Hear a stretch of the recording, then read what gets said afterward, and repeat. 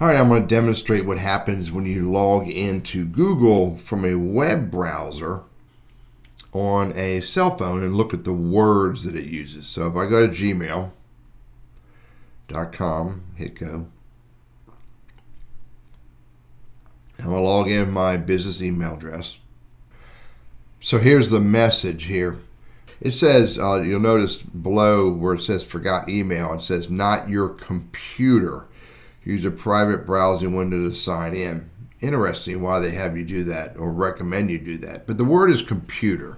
I think the point is that when you log in to Gmail or Google from any device through a web browser, it's going to use the term computer instead of deciding on each one of these pages what the device is and say Android or iPhone or tablet or iPad, etc., etc.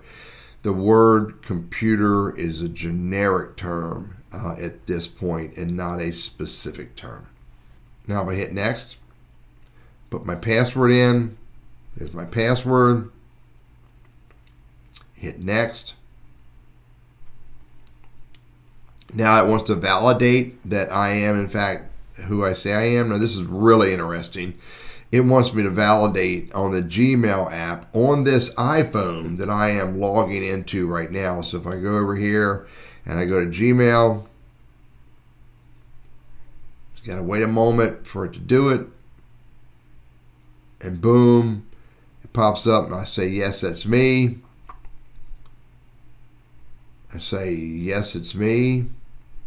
I thought I had to hit that twice, go back. And now Google's telling this instance that it's me and upgrade to smarter Gmail. Smarter Gmail wants me to go to open the app, but I'm going to say I'm not interested. And now I am in Gmail on my web browser, on my iPhone. And again, the word during login was computer, which I interpret as a generic term because even though this is a iPhone or is an Android, it is still to some degree or another a computer. I'm Teddy, your Google Workspace and Gmail guy. I hope this is helpful for you.